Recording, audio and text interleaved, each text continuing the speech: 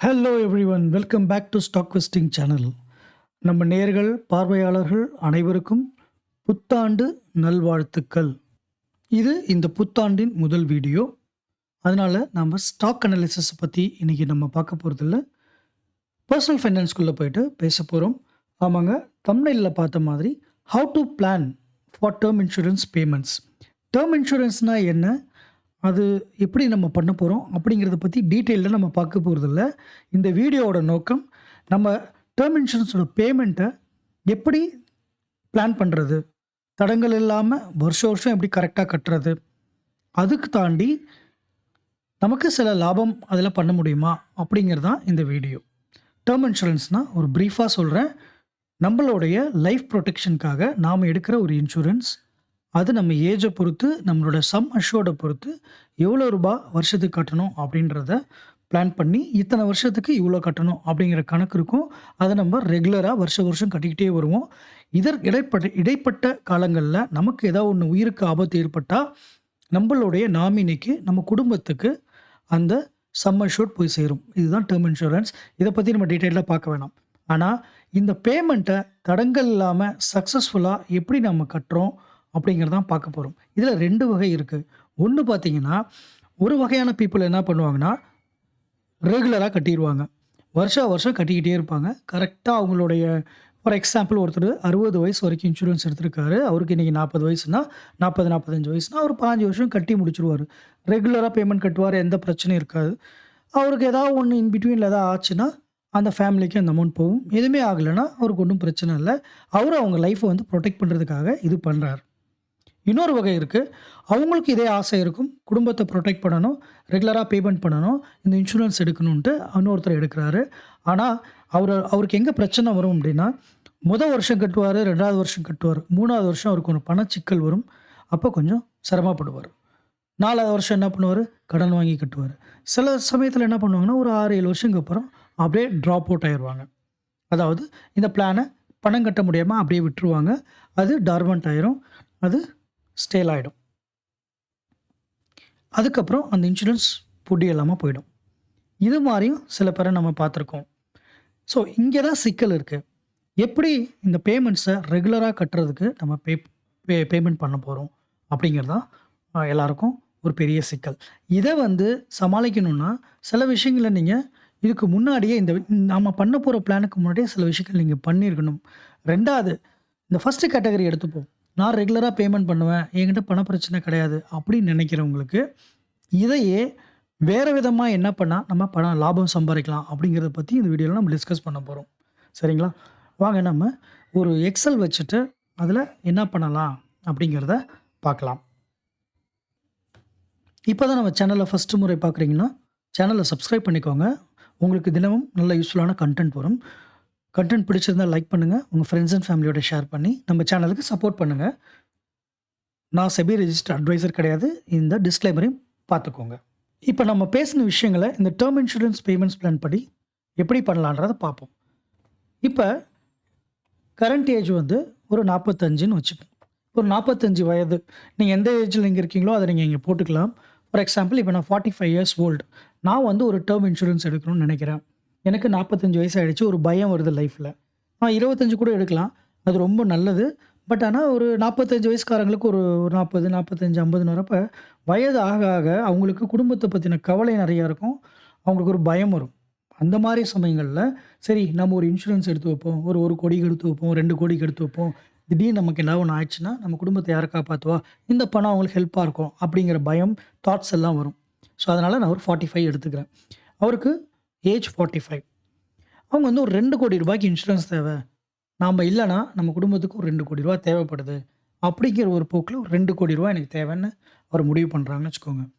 அடுத்தது கேள்வி வரும், எவ்வளோ வருஷத்துக்கு உங்களுக்கு இன்சூரன்ஸ் கவரேஜ் வேணும், எவ்வளோ நாள் நீங்கள் கட்ட போகிறீங்க அப்படின்னு. நீங்கள் பொதுவாக ஒரு இன்சூரன்ஸ் கம்பெனியில் போய் கேட்டிங்கன்னா, அது எந்த பேங்காக இருந்தாலும் சரி, இன்சூரன்ஸ் கம்பெனியாக இருந்தாலும் சரி, அவங்க சொல்லுவாங்க 75 வரைக்கும் எடுத்துக்கோங்க, 80 வரைக்கும் எடுத்துக்கோங்க அப்படின்னு சொல்லுவாங்க. இது எல்லாமே வந்து உங்களுடைய சாய்ஸ். நீங்கள் எடுத்துக்கிற வரைக்கும் தான் உங்களோட சாய்ஸ் தான். உங்களோட குடும்ப சூழ்நிலைக்கு தகுந்த மாதிரி நீங்கள் எடுத்துக்கலாம். இப்போ நான் இந்த இடத்துல இருந்தேன்னா எனக்கு 60 இயர்ஸ் போதும்னு நான் நினைப்பேன். ஏன்னு நீங்கள் 60 எடுத்துக்கலாம், 70 எடுத்துக்கலாம், உங்கள் இஷ்டம் தான். இப்ப நான் இருந்தேன்னா, நான் 60 தான் எடுப்பேன். ஏன்னு கேட்டீங்கன்னா, என்னோட கணக்கு என்னன்னா, இன்னைக்கு எனக்கு ஒரு 45 இயர்ஸ் ஆகுது. நான் சம்பாரிச்சுட்டு இருக்கேன். எனக்கு வருமானம் இருக்கு. ஒரு 60 வயசு வரைக்கும் நான் சம்பாரிப்பேனா? அப்படின்றதும் கொஸ்டின் தான். பட் இருந்தாலும் 60 வயசு வரைக்கும் என் ஃபேமிலிய நான் காப்பாத்தணும்னு நெனைக்கிறேன். எப்படின்னு பார்த்தீங்கன்னா, இப்ப எனக்கு ஒரு 45 வயசு இருக்கு அப்படின்னா, என் பசங்களுக்கு ஒரு 15, 16 வயசு இருக்கும். சரிங்களா? ஒரு 30 வயசுல கல்யாணம் பண்றாங்க. 28 வயசுல கல்யாணம் பண்றாங்கன்னா, ஒரு ஆவரேஜா ஒரு 30 ஒரு 15 டூ 16, 17 இயர்ஸ் அந்த உள்ள ஒரு குழந்தை இருக்கலாம் வாய்ப்புகள். இதெல்லாமே ஒரு அசம்ப்ஷன். உங்க குழந்தையோட ஏஜ நீங்க கணக்கு பண்ணிக்கோங்க. ஸோ அப்படி இருக்கப்ப, அவங்களுக்கு ஒரு 25, 26 வயசு வரைக்கும் கண்டிப்பா பேரண்ட்ஸோட சப்போர்ட் அவங்களுக்கு தேவைப்படும். அதாவது அவங்க வந்து படிச்சு முடிச்சுட்டு வேலைக்குன்னு போய் சொந்த கால்ல நிக்கும் பொழுது, உங்க தயவு தேவைப்படாது. அதுவரைக்கும் உங்க தயவு தேவைப்படும்.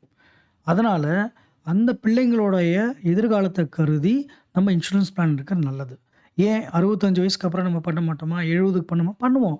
ஏன் நான் சொல்றேன் 60 போதும்னா, நான் 60 இருக்கிறப்ப என் குழந்தைக்கு ஒரு 25, 26 வயசு ஆயிடும். அவரு ஒரு வேலைக்கு போயிடுவாங்க. அவங்க வேலைக்கு போம்பொழுது அவங்களுக்கும் கம்பெனி ஒரு இன்சூரன்ஸ் இருக்கும். அவரு ஒரு இன்சூரன்ஸ் போடுவாங்க. சரிங்களா? அவங்களும் அவங்க குடும்பத்தை காப்பாத்துறதற்கு அவங்களுக்கான சக்தி வந்துரும். நாம வந்து நம்ம குடும்பத்துக்காக ரொம்ப மெனக்கெட வேண்டிய அவசியம் 60 வயசுக்கு மேல இருக்காது அப்படிங்கிறது என்னுடைய தாட். இதுல வந்து நெறைய கமெண்ட் பண்ணலாம் நீங்க. இதுல டிபேட்டபிள். அதாவது ஒருத்தவங்களுடைய கருத்து வேற வேற மாரி இருக்கும். என்னோட கருத்த நான் ஷேர் பண்றேன். உங்க கருத்து என்னன்றத நீங்க ஷேர் பண்ணுங்க. கண்டிப்பா நான் எப்படி திங்க் பண்ணுவேன்னா, எனக்கு என்னோட பையனுக்கு 17 வயசு ஆகுது. இன்னொரு பையனுக்கு 11 வயசு ஆகுது. ஸோ 17 வயசு ஆகுறன்னு வச்சு கணக்கு பண்ணிப்போம். என்னுடைய 60 வயசு ஆகும்பொழுது, இன்னொரு 15 வருஷம் கழிச்சு அவனுக்கு 22 27, 32 வயசு ஆயிடும். ஆக்சுவலி. சரிங்களா? 17 + 10 27, 32 வயசு ஆயிடும். அந்த டைம்ல அவருக்கே ஒரு கல்யாணம் ஆயிருக்கும், குழந்தை இருக்கும். அவரு ஒரு இன்சூரன்ஸ் போட்டிருப்பாரு. பேரன்டல் இன்சூரன்ஸ் கூட அவரு போட்டிருப்பாரு எனக்காக ஹெல்த்துக்கு. சரிங்களா? இப்ப என்னோட உயிர் அந்த டைம்ல போகுது அப்படின்னா, என்னால என் குடும்பம் பாதிக்கப்பட போறதில்ல. அவங்க சொந்த கால்ல நின்னு, அவங்க வாழ்க்கைய பார்த்துக்கிற அளவுக்கு அவங்க தைரியமா இருப்பாங்க.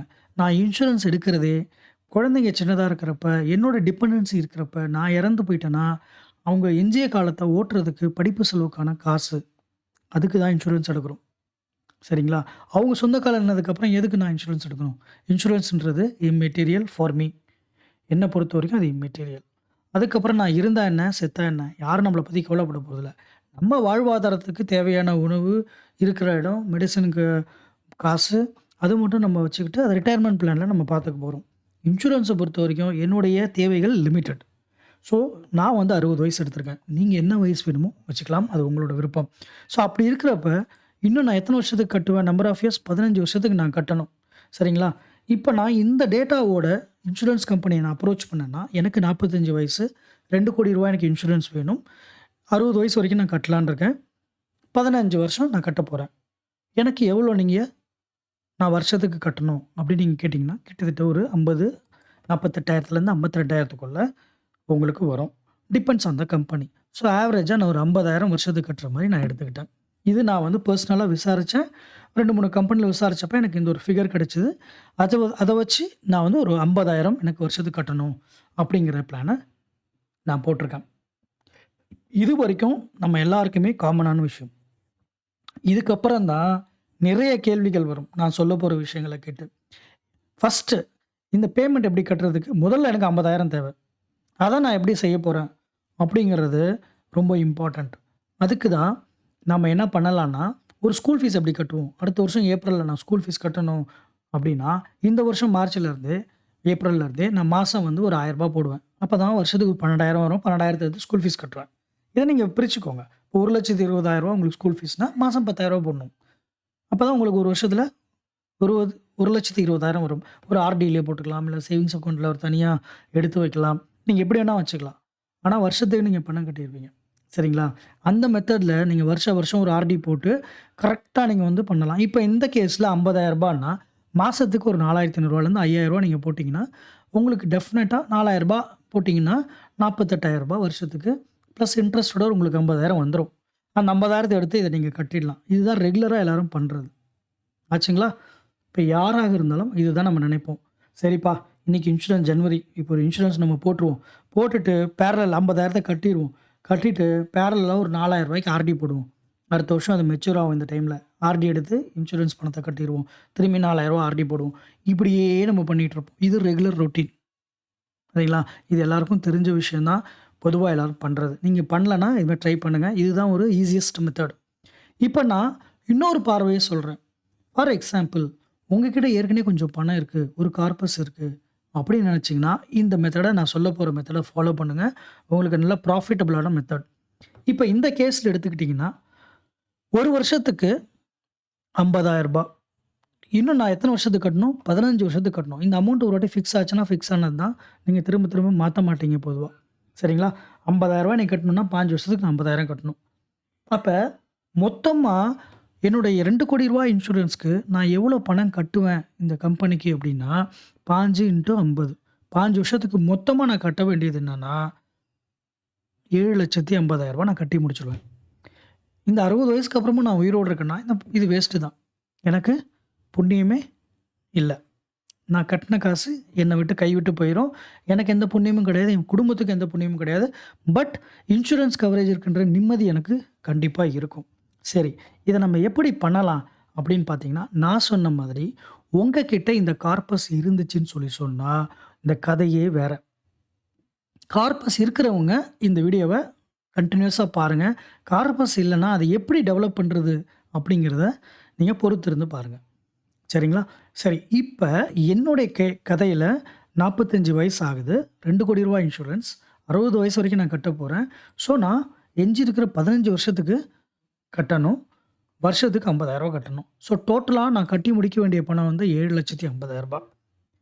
இத நான் வருஷம் கட்டுறதுக்கு பதிலா, நான் என்ன செய்யலாம் அப்படின்னா, இந்த 7,50,000 கார்பஸ நான் முதல்ல என்னுடைய கார்பஸ்லேருந்து ஒதுக்கணும். இப்ப என்கிட்ட பணம் இருக்குங்க. இதுக்கு மொத்தமா 7,50,000 ஆகுது. நான் வருஷம் எடுத்து கட்டிட்டு இருந்தேன்னா, அது வேஸ்ட்டா தான் போகும். அதுக்கு பதிலா என்ன பண்ணலாம் அப்படின்னு சொன்னா, இந்த 7,50,000 லேக்ஸ தனியா எடுத்து, இதுதானே எனக்கு இன்சூரன்ஸ்க்கு வேணும். நான் தனியா எடுத்து வைக்கிறேன். அப்படின்னு நீங்க முதல்ல செய்யணும். அதான் ஸ்டெப் 1. இந்த 7,50,000த்துல ஃபர்ஸ்ட் இன்ஸ்டால்மென்ட் 50,000 எடுத்து இன்சூரன்ஸ போட்டுறணும். இன்சூரன்ஸ போட்டுட்டு மீதி இருக்கிற 7,00,000த்த நீங்க என்ன பண்ணணும்னா, ஒரு மியூச்சுவல் ஃபண்ட்ல போய் போடணும்.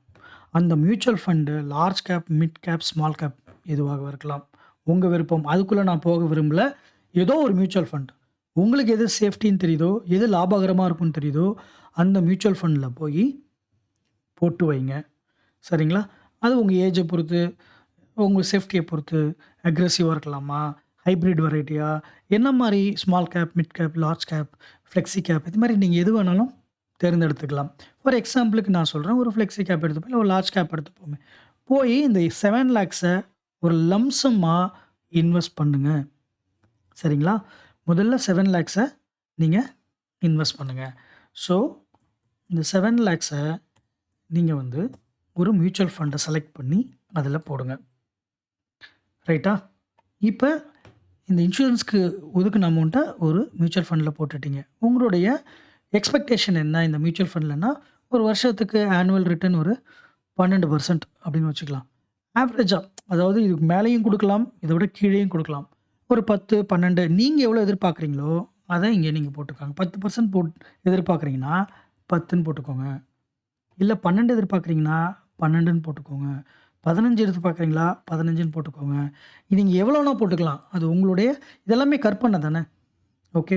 நம்ம வந்து இண்டஸ்ட்ரி ஸ்டாண்டர்ட வச்சு ஒரு 10லேருந்து 12% ஈஸியா மியூச்சுவல் ஃபண்ட்ல கிடைக்கும் அப்படிங்கிற நம்பிக்கையில நான் ஒரு 12% ரிட்டர்ன் எடுத்துக்கிறேன். அதாவது ஒரு வட்டி கணக்கு. சரிங்களா? சரி. இப்ப வருஷம் நான் வந்து ஃபர்ஸ்ட்டு ஒரு 7,00,000லேருந்து 50,000 எடுத்து ஃபர்ஸ்ட் பேமெண்ட்ட கட்டிட்டேன். இந்த வருஷத்துக்கு நான் கட்டிட்டேன். மீதி இருக்கிற 7 லேக்ஸ தூக்கி ஒரு மியூச்சுவல் ஃபண்ட்ல போட்டுட்டேன். இப்ப என்ன ஆகும் அப்படின்னா, 12% நான் எதிர்பார்க்குறேன். எண்ட் ஆஃப் த இயர் ரைட்டுங்களா? 12% 7,00,000க்கு எவ்வளோனா ரூ. 84,000 ரிட்டர்ன் உங்களுக்கு கிடைச்சிருக்கும். இப்போ எண்ட் ஆஃப் த இஓஐனா end of the year. End of the year உங்க வேல்யூ எவ்வளோ இருக்கும் அப்படின்னா, நீங்க போட்டது ஒரு 7,00,000 உங்களுக்கு கிடைச்ச லாபம் ஒரு 84,000 மொத்தமா 7,84,000 உங்ககிட்ட இருக்கும். சரிங்களா? இப்ப என்ன ஆகும்னா, எண்ட் ஆஃப் த இயர் ஒரு வருஷம் முடியிறப்ப உங்களுக்கு 2வது இன்ஸ்டால்மென்ட் ஆரம்பிக்கும் இன்சூரன்ஸ்ல.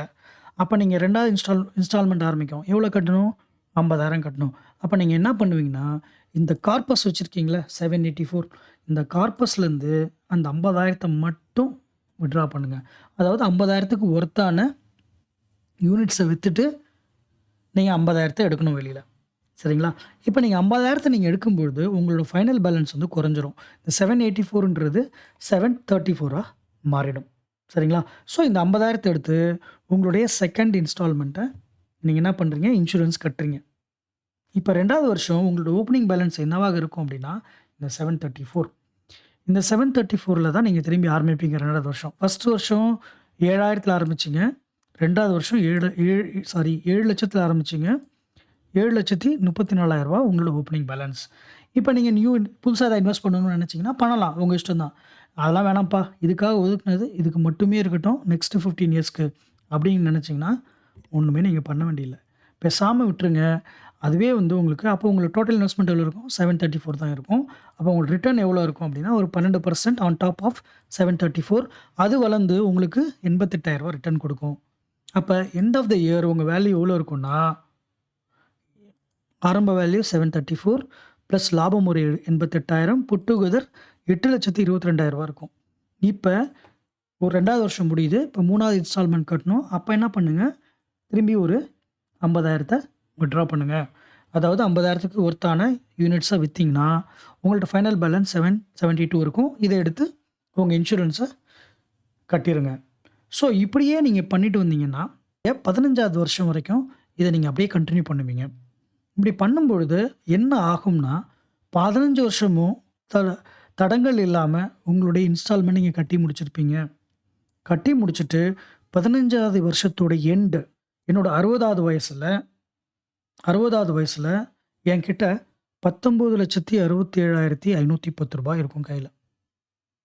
அட் த ரேட் ஆஃப் 12% ஆவரேஜா. ஆவரேஜா வருஷத்துக்கு 12% போட்டு இந்த ரூ. 7,00,000 நான் இன்வெஸ்ட் பண்ணியிருந்தேன்னா, அதுல எனக்கு எண்ட் ஆஃப் த இயர் அதாவது எண்ட் ஆஃப் 60 இயர்ஸ் என்கிட்ட ஒரு ரூ. 19,00,000 கையில இருக்கும். இதுதான் வந்து கணக்கு. இதுதான் என்னுடைய மெத்தட். இப்ப எனக்கு இன்சூரன்ஸ் தேவைப்பட்டுச்சு அப்படின்னா, நான் எடுத்துக்கிட்ட ஃபிகர்ஸ் வந்து கொஞ்சம் ஹை. ரூ. 2,00,00,000 எனக்கு ஏஜும் கூட. ரைட்டா? அதனால எனக்கு ரூ. 50,000 வருது வருஷத்துக்கு. சில பேருக்குலாம் 30,000 வரும். அவங்க ஏஜ பொறுத்து. இப்ப நான் இதுக்கே 1,00,00,000 போட்டேன்னா 35, 36, 38,000 தான் வரும். சரிங்களா? அப்ப உங்களுடைய தேவைக்கு ஏத்த மாதிரி நீங்க வந்து மாடிஃபை பண்ணீங்கன்னா, ஃபைனலா எவ்வளோ கட்டணுமோ இன்டூ நம்பர் ஆஃப் இயர்ஸ் போட்டீங்கன்னா, டோட்டல் கார்பஸ் உங்களுக்கு தெரியும். அத வச்சு நீங்க ஒரு இன்வெஸ்ட்மென்ட் ஒரு ஜர்னி ஆரம்பிச்சீங்கன்னா, அதுலேருந்தே எடுத்து உங்க இன்சூரன்ஸ கவர் பண்ணிக்கலாம். இப்படி பண்ணீங்கன்னா உங்களுக்கு கிடைக்க வேண்டிய பெனிஃபிட் என்னன்னா, ஃபர்ஸ்ட்டு பெனிஃபிட் வந்து இன்சூரன்ஸ் போட்டுட்டேன். என் குடும்பத்துக்கு ஒரு பாதுகாப்பு வளையம் இருக்கு. அப்படிங்கிற திருப்தி, நிம்மதி. அதுதான் முதல்ல முக்கியம். அது இருக்கும் கண்டிப்பா. சேஃப்டியா நீங்க உணர்வீங்க. நான் வந்து சேஃபா இருக்கேன். அப்படிங்கிற உணர்வு உங்களுக்கு வரும். 2வது எனக்கு கவல இல்ல. நான் வந்து 15 வருஷத்துக்கு கட்ட வேண்டிய கார்பஸ் என்கிட்ட இப்பவே இருக்கு. அதனால எனக்கு பேமெண்ட்ஸ் தடப்படாது. அப்படிங்கிற செகண்ட் திருப்தி. 3வது என்னன்னா, அந்த கார்பஸையும் நான் வயசா ஒரு மியூச்சுவல் ஃபண்ட்ல இன்வெஸ்ட் பண்ணியிருக்கேன். அதுலேருந்து எனக்கு வருஷத்துக்கு ஒரு 10லேருந்து 12% ஈஸியா கிடைக்க வாய்ப்பு இருக்கு. அப்படிங்கிற திருப்தி. 4வது எனக்கு 60 வயசா இருக்கிறப்ப, நான் செலவு பண்ண அந்த ரூ. 7,00,000 வேஸ்ட்டா போகாம இன்சூரன்ஸ்க்கும் கட்டிட்டேன். பிளஸ் அது வளர்ந்து இன்னைக்கு ஒரு 19, 20 லட்சம் என் கையில காசு இருக்கு. ஆனா 15 வருஷம் கழிச்சு இந்த 20,00,000த்துக்கு வேல்யூ வந்து ஒரு 4,00,000, 5,00,000 தான் இருக்கும். இன்ஃப்ளேஷன் ரேட்லாம் போட்டீங்கன்னா. Doesn't matter. சரிங்களா? இன்சூரன்ஸ் எடுக்க போற அமௌண்ட்டு நம்ம வந்து அத வச்சு நம்ம பெருசா சம்பாரிக்கணுன்ற எண்ணம் இங்க கிடையாது. சரிங்களா? இமேஜின் பண்ணி பாருங்க. இது மாரி நீங்க பண்ணாம, வருஷம் எடுத்து நீங்க பணத்த உங்க அக்கவுண்ட்லேருந்து எடுத்து போட்டுட்டு இருந்தீங்கன்னா, 60 வருஷம் கழிச்சு உங்க கையில ஒண்ணுமே இருக்காது. பணம் போனது தான் மிச்சம். உங்களுக்கு எக்ஸ்ட்ரா எதுவும் இருக்காது. நான் என்ன சொல்றேன்னா, நீங்க வருஷம் எடுத்து குடுக்கறதுக்கு பதிலா, அத மொத்தமா எடுத்து ஒரு இடத்துல இன்வெஸ்ட் பண்ணிட்டு, அதுலேருந்து எடுத்து குடுங்க. குடுத்தீங்கன்னா, உங்களுக்கு இன்சூரன்ஸ்க்கு இன்சூரன்ஸ் ஆச்சு. உங்க இன்வெஸ்ட்மென்ட்க்கு இன்வெஸ்ட்மென்ட் ஆச்சு. உங்களுக்கு எப்படி இந்த அமௌண்ட் வெளியில போச்சுன்னு உங்களுக்கு கவல இருக்காது. அதெல்லாம் போகவும் உங்க பணம் வளர்ந்து நிக்கும். உங்களுக்கு ஒரு லாபகரமா இருக்கும். இதுதான் என்னுடைய திட்டம். நான் வந்து இன்சூரன்ஸ் பிளான இப்படி தான் போடணும். இப்படி போட்டா நல்லது அப்படின்னு நான் நினைக்கிறேன். உங்களுடைய கருத்து என்னன்றத நீங்க கண்டிப்பா கமெண்ட்ஸ்ல சொல்லுங்க. இப்ப முதல் கொஸ்டின் எல்லாருக்கும் வரும். ரூ. 7,00,000 நான் எங்க போறது? இப்ப இந்த கணக்குப்படி. இல்ல உங்களுக்கு ஒரு ஃபிகர் வரும். இவ்ளோ அமௌண்ட் இருந்தா நான் எதுக்கு இன்சூரன்ஸ் எடுக்கிறேன்? அப்படின்னு சில பேர் நக்கலா பேசலாம். இல்லைன்னா வந்து அதான் கிரவுண்ட் ரியாலிட்டியா இருக்கும். நான் தப்பு சொல்லல. அதான் கிரவுண்ட் ரியாலிட்டியா இருக்கும். இவ்வளோ பணம் எங்கள்ட்ட எதுங்க? இருந்தா நான் வந்து வேற மாரி பண்ணுவேன் இல்லையா? அப்படின்ற தாட் ப்ராசஸ் இருக்கும். கண்டிப்பா அந்த மாரி இருக்கிற யங்ஸ்டர்ஸ் என்ன பண்ணுங்க, கண்டிப்பா ஒரு கார்பஸ நீங்க சேர்க்கணும். ஃபார் எக்ஸாம்பிள் உங்க ஏஜுக்கு தகுந்த மாரி 20,000, 30,000 இவ்வளோ தான் இருக்கும். இப்ப நான் சொன்னது 45 வயசுக்காரருக்கு. இந்த வயசுல இருக்கிற பாதி பேருக்கு ஏற்கனவே இன்சூரன்ஸ் இருக்கும். கொஞ்சம் பேருக்கு தான் இருக்காது. சரிங்களா? அந்த இப்ப எனக்கு வந்து பார்த்தீங்கன்னா, என்ட்ட இல்ல. நான் இந்த மாரி ஒரு ஏஜ போட்டுருக்கேன்னு வச்சுக்கோங்க. இப்ப இருக்கிறவங்களுக்கு எதுக்கு இது? அவங்க 25, 30 வயசுல கூட எடுத்திருக்கலாம். அவங்க கன்டினியூஸா எல்ஐசிலயோ எங்கேயோ போட்டுட்டு இருப்பாங்க. ஆனா அவங்களுக்கு பிரச்சனை கிடையாது. ஆனா அவங்க இதுவரைக்கும் போட்ட பேமெண்ட் ஒரு 10 வருஷம் ஏற்கனவே கட்டிட்டேங்க அப்படின்னு ஒருத்தர் சொல்றாருன்னா, அந்த 10 வருஷம் கட்டின பணம் திருப்பி வரப்போதா? வராது. அதனால தான் நான் சொல்றேன். உங்களுக்கு இப்ப நீங்க ஏற்கனவே கட்டிக்கிட்டே இருந்தாலும் சரி, இன்னும் எத்தன வருஷத்துக்கு கட்டணுமோ, அந்த அத்தன வருஷத்துக்கான இஎம்ஐ அதாவது அந்த பேமெண்ட்ட மொத்தமா எடுத்து ஒரு எஸ்ஐபில போடுங்க. ஃபார் எக்ஸாம்பிள் ஒருத்தர் வந்து ஏற்கனவே 15 வருஷம் கட்டிட்டாரு. இன்னும் அவருக்கு வந்து 15 வருஷம் இருக்கு அப்படின்னு வச்சுப்போம். சரிங்களா? அவரு வருஷத்துக்கு ஒரு ரூ. 20,000 கட்டுறாருன்னு வச்சுப்போம். இன்னும் 15 இயர்ஸ்க்கு அவர் கட்டணும். இப்போ 15 இயர்ஸ் இன்டு 20 ஒரு ரூ. 3,00,000 வரும். சரிங்களா? அந்த 3,00,000 எப்படியாவது சேர்த்து ஒரு ஆர்டி போட்டோ, இல்ல ஏதாவது ஒரு இன்வெஸ்ட்மென்ட் எடுத்தோ, இல்ல உங்களுக்கு சம்பளத்தில போனஸ் வருது. எதையாவது ஒண்ணு எடுத்து அந்த 3,00,000 கார்பஸ் எடுத்து ஒரு மியூச்சுவல் ஃபண்ட்ல போட்டுட்டு, வருஷம் வருஷம் 20,000 வித்ட்ரா பண்ணுங்க. உங்ககிட்ட அந்த 20,000 போறதும் தெரியாது. உங்க பணமும் சேஃபா இருக்கும். அது வளர்ந்து போய் மல்டிப்ளை ஆகி உங்களுக்கு நல்ல லாபத்தையும் கொடுக்கும். இதுதான் வந்து அப்ரோச். சரிங்களா? நெகட்டிவா ஒரு விஷயத்த பார்க்காம, இந்த விஷயத்துலேருந்து என்ன பாசிட்டிவா எடுக்க முடியுமோ எடுத்துக்கிட்டு, உங்க பிளான கேளுங்க. உங்களுடைய கதைக்கு, உங்களுடைய ஸ்டோரி லைனுக்கு ஏதாவது டவுட் இருந்துச்சுன்னா, கண்டிப்பா என்ன அப்ரோச் பண்ணுங்க. நான் உங்களுக்கு வந்து உங்க சிட்யூவேஷனுக்கு ஏத்த மாதிரி, இத எப்படி செய்யலாம் அப்படிங்கிறத நான் சொல்றேன். அது வேணா ஒரு தனியா வீடியோ எடுத்து கூட ஒரு செஷனா கூட போடலாம். உங்களுக்கு எதாவது டவுட் இருந்துச்சு இப்போ ஒருத்தருக்கு வந்து, எனக்கு வந்து இவ்வளோ வயசாகுது. நான் இதுவரைக்கும் இன்சூரன்ஸ் எடுக்கல. இல்ல நான் ஏற்கனவே எடுத்திருக்கேன். எனக்கு இவ்வளோ இருக்கு. நான் என்ன பண்ணலாம்? அப்படின்னு கேட்டீங்கன்னா, நான் எக்ஸ்ப்ளைன் பண்ணி உங்களுக்கு கிளாரிஃபை பண்றதுக்கு நான் தயாரா இருக்கேன். இந்த இதில உங்களுக்கு ஏதாவது சிக்கல் இருந்துச்சுன்னா, எனக்கு கிளாரிஃபை பண்றதுக்கு கொஸ்டின போடுங்க. நான் ஆன்ஸர் பண்றேன். இந்த எக்ஸல வந்து நான் வேணா ஒரு டெம்ப்ளேட்டா போட்டு, ஒரு கூகுள் ஷீட்ல போட்டு உங்களுக்கு டிஸ்கிரிப்ஷன்ல குடுக்குறேன்.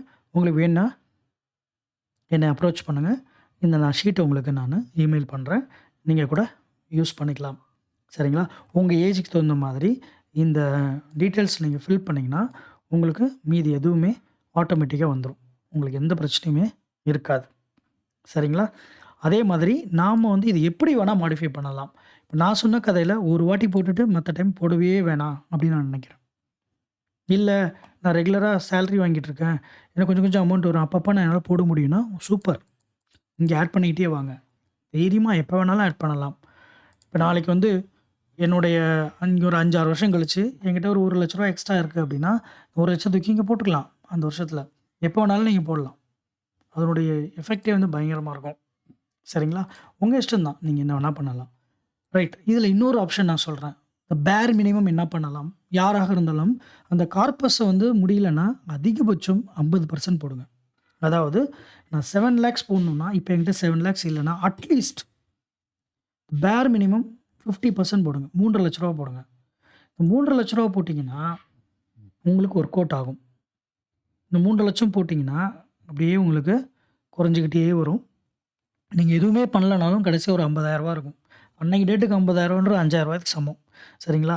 பட் ஆனா, நம்ம 7,00,000 போட வேண்டியது. இங்க ஒரு 3,00,000 போட்டோமா, ஒரு 3 வருஷம் கழிச்சு கூட திரும்ப அத ரீஃபில் பண்ணலாம். 3 1/2 லேக்ஸ் போடலாம். இல்லங்க என்னால அவ்வளோலாம் பண்ண முடியாது. நான் 3 1/2 லேக்ஸ் வச்சிருக்கேன் கார்பஸு. அத வச்சு ஆரம்பிக்கிறேன்னா, தாராளமா ஆரம்பிங்க. அதே மாதிரி இப்ப வருஷத்துக்கு வந்து உங்களுக்கு 60,000 வேணும். இல்லன்னா வருஷத்துக்கு வந்து ஒரு ரூ. 25,000 வேணும்னா, மாசம் ரூ. 2,000வ நீங்க வந்து ஒரு ஆர்டி போட்டுட்டு, கரெக்ட்டா 25,000 வரும் இல்லையா? அத தூக்கி இதில போட்டுருங்க. உங்களுக்கு வருஷா வருஷம் ஒரு 25,000 ஆட் பண்ணுங்க. அப்படி பண்ணிட்டே வந்தீங்கன்னா, உங்களுக்கு அதுவும் ஒரு நல்ல கார்பஸ உங்களுக்கு குடுக்கும். உங்களுக்கு 25,000 தான் இஎம்ஐ அப்படின்னா, 25,000 இங்க போட்டுக்கோங்க. உங்களுக்கு வித்ட்ரா பண்ணிக்கிட்டே வந்தீங்கன்னா, உங்களுக்கு சூப்பரான அமௌண்ட்டு பின்னாடி காத்துட்டு இருக்கும். நீங்க இப்படியும் பண்ணலாம். சரிங்களா? இதுதான் வந்து ஒரு நல்ல approach. Start with a corpus. நீங்க கேட்கலாம், வருஷமே நான் 25,000 போட்டு ஆரம்பிச்சா என்ன ஆகும்? அப்படின்னு. அப்போ ரொம்ப கஷ்டமா இருக்கும். ஏன்னா 25,000 போட்டு பண்ணுவீங்க. ஃபர்ஸ்ட் இயர்ல ஒரு ரூ. 3,000 ரிட்டர்ன் கிடைக்கும். 12% 28,000 இருக்கும். லெட்ஸ் சப்போஸ் அதில 25,000 எடுத்து ரூ. 3,000 இருக்கும். ஆனா லெட்ஸ் சப்போஸ் நீங்க நெனச்ச மாதிரி 12% கிடைக்காம ஒரு 7, 8% தான் கிடைக்குதுன்னா, உங்க அமௌண்ட் வந்து 25ஓட கொஞ்சம் கூட இருக்கும். இல்ல ஒரு மைனஸ்ல போகுதுன்னு வச்சுக்கோங்க, கஷ்டமாயிடும். அதுக்காக தான் ஒரு ஸ்டார்ட்டிங்ல ஒரு கார்பஸ் எதையோ போடுங்க. மாசம் மாசம் ஆர்டி மாரி போடுற மாரி கூட நீங்க ஒரு ஆர்டி போட்டுட்டு இதில போடலாம். இல்லன்னா இதில டைரக்ட்டா எஸ்ஐபியே நீங்க ஸ்டார்ட் பண்ணலாம்.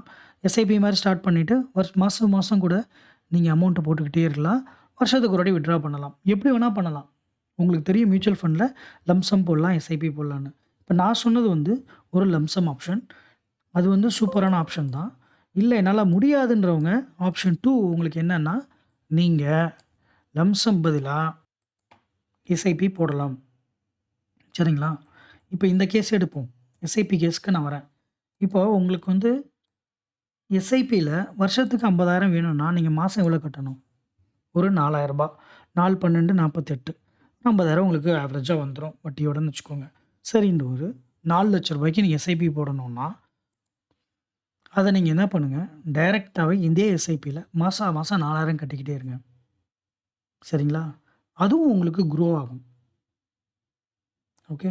அப்படியும் பண்ணலாம். எப்படி பண்ணாலும் அப்ரோச் என்னன்னா, உங்களுக்கு தேவையான அமௌண்ட் இங்க இருக்கு இல்லைங்களா? இதுதான் உங்களுக்கு தேவையான அமௌண்ட். இந்த அமௌண்ட்ட எப்படியாவது நம்ப ஃபுல்ஃபில் பண்ணணும். அதே சமயத்தில இந்த பேமெண்ட்டும் வெளியில போணும்.